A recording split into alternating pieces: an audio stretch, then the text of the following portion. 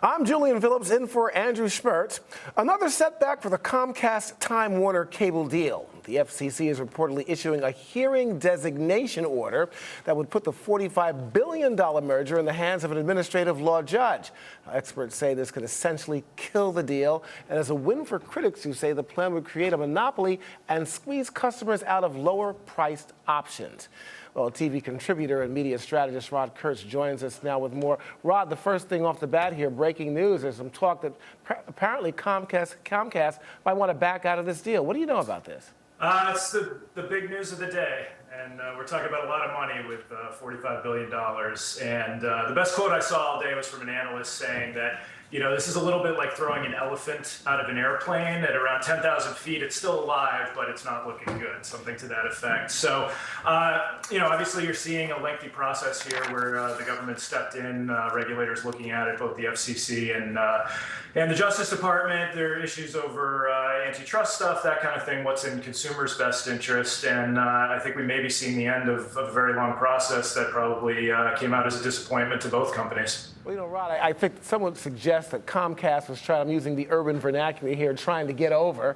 And apparently, I guess they couldn't. Too much pressure on them. And I'm sure they're only backing out of this if they actually do, because if they figured there's nowhere to go, this is not going to happen. Yeah, what's essentially happened is the government stepped in and was issuing essentially an order to make this an even lengthier process, which almost defeats the purpose of the deal, that it could be stalled for months and months beyond that. You know, the interesting thing, and I think we probably chatted about this months ago when it was first arising, no pun intended. You know, what I was always stuck on with this deal is that if you look at what are the two biggest cable companies out there, Comcast and Time Warner Cable, what are the two companies that have the lowest satisfaction rate among customers? Comcast and Time Warner Cable. I don't think there were any customers out there clamoring for this. Obviously, the two companies and their shareholders probably would have liked to have seen it. But, you know, it does come down to, I think, good old-fashioned consumer protection. And, you know, there are plenty of dissatisfied customers with both companies. I don't think anyone saw putting them together as in the best interest of customers. Rod, let's just take a look at the future. In case something like this actually happened, this deal was a foregone conclusion and it went forward, what would customers have to look forward to, in your opinion? Well, I'm sure the companies would tell you there are synergies. We always hear that term. You know, I think for Comcast, it was getting access to New York and Los Angeles in particular, very big markets that Time Warner has sort of a hold on. You know, the interesting thing you have to keep in mind, too, we always talk about this as a cable deal. The bigger thing for me and the bigger thing, frankly, for a lot of people is the internet aspect of this. As we see more convergence, we see people getting their television, quote unquote, through Netflix and services like that. Comcast, I think, was going to have something like a 50% stranglehold on the way people receive the internet. And as things continue to progress in this direction, you do have to look at, is it a problem having a company control that much of America's bandwidth? But we've seen this in other areas of the media, certainly in print media. Of course, we've talked about that a whole lot, things going on with the New York Post, the Fox News Channel, stuff like that, the Wall Street Journal, owned by a conglomerate of one industry. In this particular case here, though, is there any possibility, Rod Kurtz, if this thing could arise again? It's a sleeping dog right now, but could it be wakened up, perhaps?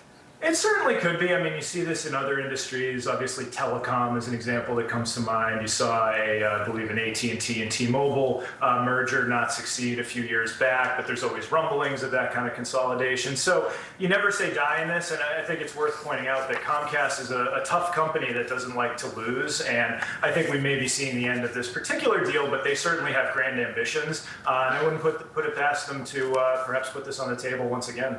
You know, outside of this particular deal, Rod, what else could Comcast want to put their tentacles around to get more money and get more power? Well, I think you're obviously seeing them get into content, and I think that is going to be increasingly a play for some of these providers. That you look at Netflix, for example, which is simply a juggernaut at this point, that not only do they provide the service that gets you this, they're getting into the content itself, the delivery of that content. So I think that's one area, as someone, you know, in the media and watching, you know, if you control the access to the content, you may as well control the content itself. Right. I tell you what, I'm always for the little guy, and I think this is a big win for the little guy in this case. Rod Kurtz, thank you for your insight. Always good to be with you. Thanks for having me.